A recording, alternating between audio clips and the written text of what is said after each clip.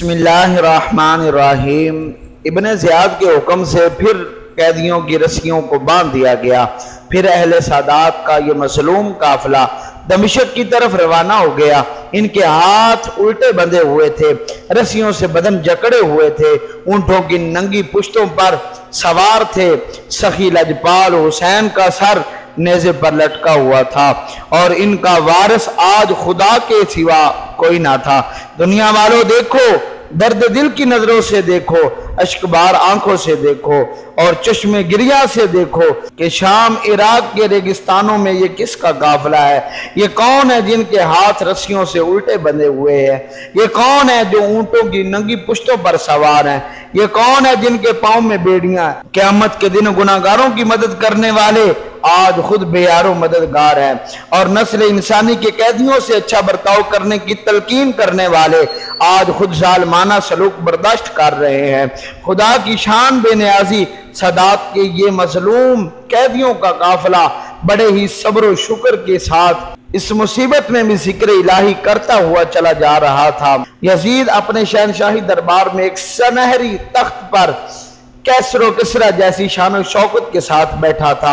ارد گرد اس کے پہرے دار تھے، ہاتھوں میں نیزے لیے ہوئے کھڑے تھے۔ کنیزیں اور غلام چاروں طرف بدن پر ریشمی لباس پہنے ہوئے اور سروں پر سونے کی ٹوپیاں پہنے ہوئے خدمت گزاری کے لیے حاضر تھے۔ رقص و سرور کی محفل تھی اور شراب و کباب چل رہا تھا کہ عروہ بن قیس دربار میں حاضر ہوا۔ یزید نے پوچھا، کہو کیا خبر لائے ہو؟ ابن قیس نے جواب دیا، فتح و نصرت کی خوشخبری لایا ہوں اور خاندان سادات کے قیدی اور ابن علی کا سر بھی ساتھ ہے۔ یزید یہ سن کر بہت خوش ہوا اور پھر وہ محشر خیز وقت بھی آ گیا کہ اہل سادات کے مظلوم قیدیوں کا قافلہ بھی دمشق میں آن پہنچا۔ پھر سیدزادیاں جو رسیوں میں جکڑی ہوئی اور سہمی ہوئی یزید کے دربار میں کھڑی تھی، اور فاطمہ کے لال کا سر مبارک ایک سونے کے تھال میں یزید کے سامنے تھا۔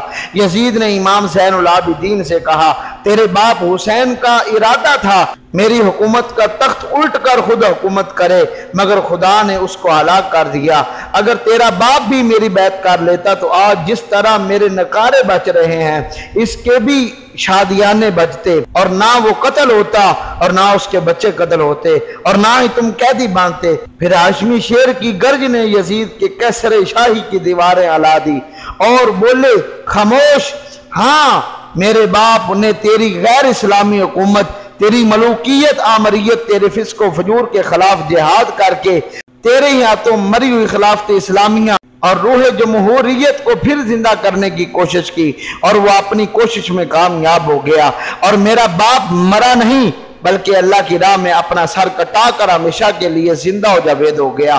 علی عابد نے اتنا کہا تو امام پاک کے سر اقدس نے قرآن پاک کی یہ آیت تلاوت فرمائی، وَلَا تَحْسَبَنَّ اللَّهَ غَافِلًا عَمَّا يَعْمَلُ الظَّالِمُونَ۔ اور علی عابد نے پھر جوش سے فرمایا کہ دیکھ، یہ ہے میرے باپ کے زندہ ہونے کا ثبوت، اور میرا باپ تجھ جیسے فاسق و فاجر اور شریعت کے باغی کی بیعت نہ کر کے آئندہ آنے والی نسلوں کو بھی یہ سبق دے گیا ہے کہ ظلم کے آگے جھکنا نہیں ہے بلکہ اس کا مقابلہ کرنا ہے۔ اتنی دیر میں دمشق کی جامع مسجد سے ظہر کی نماز کی اذان آئی۔ پھر سیدزادہ پھر جوش میں آ گیا اور بلند آواز سے فرمایا، اے خدا اور رسول کے باغی یزید، اذان سن، اذان میں میرے نانے کا نام ہے یا تیرے باپ کا نام ہے؟ یزید خاموش ہو گیا۔ حسینی شیر نے فرمایا کہ تیری فتح و نصرت کے نکارے بچ کر ختم ہو جائیں گے مگر میرے نانا مصطفیٰ کی اذان قیامت تک چلتی رہے گی۔ یزید نے امام زین العابدین کی طرف سے منہ موڑ کر سیدہ زینب کی طرف کیا اور پوچھا، تو کون ہے؟ سیدہ زینب نے بڑی متانت سے جواب دیا، میں بنت علی ہوں، میرا باپ تیرے باپ سے افضل ہے، میری ماں تیری ماں سے افضل ہے، میرا نانا تیرے نانے سے افضل ہے۔ یزید، تیرے ظلم کی انتہا ہو چکی کہ تیری ماں بہنیں، تیری بیٹیاں تو پردے میں ہیں، اور آج ہم محمد کی نواسیاں، آج ہم علی کی بیٹیاں تیری قیدی بن کے تیرے دربار میں کھڑی ہیں، اور تو نے دنیا کی جس عارضی حکومت کے لیے اہل بیت طاہر کو اپنے ظلم و ستم کا نشانہ بنایا وہ حکومت مٹ جائے گی، اور میرے بھائی کا خون نہ حق بہت جلد رنگ لائے گا، اور یہ تیرا خیال غلط ہے کہ میرے بھائی حسین کا نام مٹ جائے گا، نہیں بلکہ میرے بھائی کا نام قیامت تک زندہ رہے گا، اسی لیے کہ اس نے قوموں کو زندہ کیا ہے، مسلمان نسل کو زندہ کیا ہے، دین حق کو زندہ کیا ہے، اور مری ہوئی روح جمہوریت کو زندہ کیا ہے۔ یزید خاموش رہا اور حکم دیا کہ قیدیوں کی رسیاں کھول کر ان کو قید خانے کی اندھیری کوٹھری میں بند کر دیا جائے، اور شام کا قید خانہ اہل بیت تھی اور دمشق کی اندھیری کوٹھری امام حسین کی بیٹی سکینہ اپنے باپ کی جدائی میں رو رو کر تھک چکی تھی، آنسو خشک ہو چکے تھے، ایک رات آدھی گزر چکی تھی، ہر طرف خاموشی ہی خاموشی تھی، سب دنیا سو چکی تھی، قید خانے کی اس اندھیری کوٹھری سے رونے کی دردناک آوازیں آ رہی تھی، آہو بقا کے جاں سوز نالوں کی صدائیں بلند ہو رہی تھی۔ یزید اس دردناک آہو بقا سے سو نہ سکا، اٹھا اور قید خانے گیا، دیکھا تو اندھیری کوٹھری میں سیدہ زینب اپنے بھائی کا سر جوڑی میں رکھ کر یا حسین کے نعرے لگا رہی ہے کہ عرش الہی کا کلیجہ بھی پھٹ گیا۔ یزید نے کہا، اے سیدہ خدا کے لیے رونا بند کر دے، کہیں تیرے نانے پاک کی امت پر کوئی بلا نازل نہ ہو جائے۔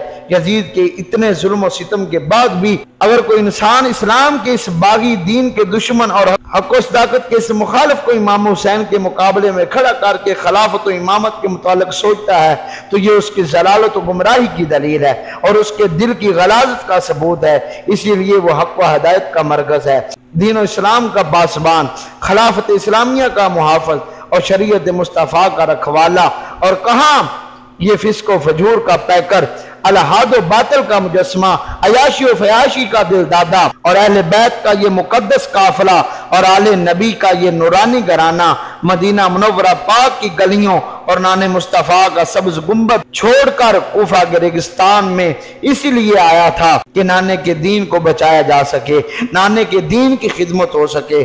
امید کرتے ہیں کہ آپ کو یہ ہماری ویڈیو اچھی لگی ہوگی، اپنے دوستوں کے ساتھ بھی شیئر کیجئے گا۔ والسلام۔